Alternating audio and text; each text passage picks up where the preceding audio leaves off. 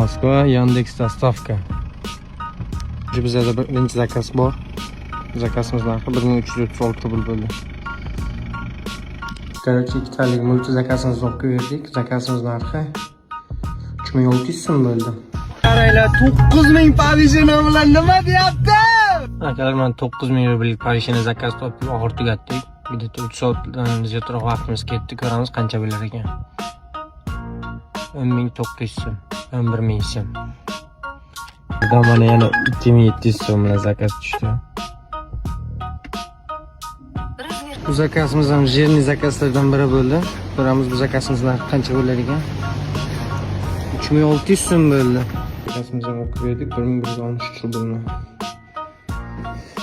O'sha legendarniy kun 30-dekabr 8 ta zakaz 22000 so'm. Bugun ishimiz juda ham har kungidan-da zo'r bo'ldi, chunki men katta pavishini 9000 so'mga ushlagan kunim zakazim bu.